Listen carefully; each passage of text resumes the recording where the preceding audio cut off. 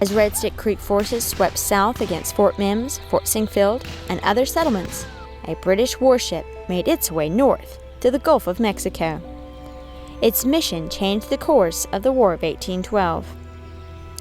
The vessel was the HMS Herald, an 18-gun sloop of war sent by Governor Charles Cameron of the Bahamas to gather intelligence on the condition of the American Indians in the southeast. She reached Pensacola Bay in September 1813. The arrival of the HMS Herald in the Spanish capital city of Pensacola was one of the most important events, not just of the War of 1812 on the Gulf Coast, but of the entire War of 1812. And yet many historians, in fact, all the way over the 200 years since the War of 1812, have failed to recognize that. Thomas Perryman, he was a Lower Creek or Seminole chief, happened to be in the city at the time that the British warship arrived. Now, he was an extremely powerful leader in those Spanish borderlands of North Florida and what is today South Alabama and Southwest Georgia. He lived in what is today Seminole County, Georgia. It's a shame that more people don't recognize his name. He was the father-in-law of the famed adventurer and pirate William Augustus Bowles. His son, William Perryman, who lived across the Chattahoochee in present-day Jackson County, Florida, was with him in Pensacola. Both chiefs served with the British during the American Revolution, fighting against the Americans in Georgia and East Florida.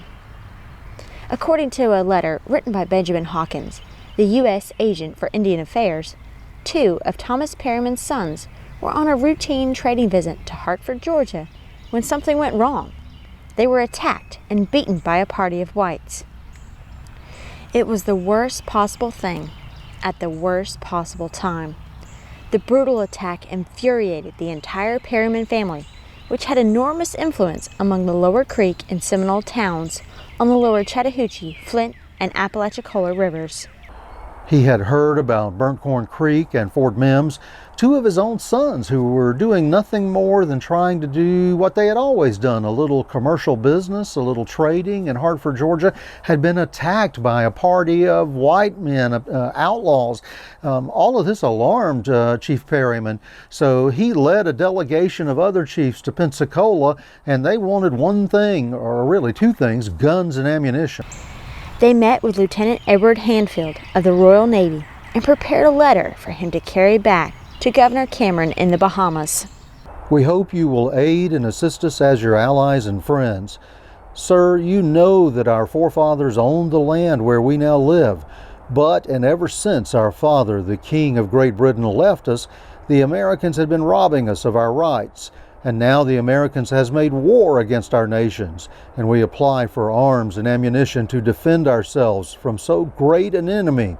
And as you know, that this nation always was friends to the English, we hope you will send us supplies by Henry Durgin as soon as possible. And we hope that you will send some of our old friend, the British troops, to aid and assist us against our enemies. Thomas Perryman and a delegation of chiefs, September 1813. The chance meeting between the Perryman delegation and the captain of the HMS Herald changed the entire direction of the War of 1812. The chief's plea for help ultimately reached the halls of the greatest power in London, setting in motion a campaign that climaxed outside New Orleans on January 8, 1815, when Andrew Jackson took a little trip down the mighty Mississippi. Our series about the War of 1812 on the Gulf Coast will continue. To learn more about the places mentioned, visit twoeggtv.com. I'm Rachel Conrad for 2egg TV.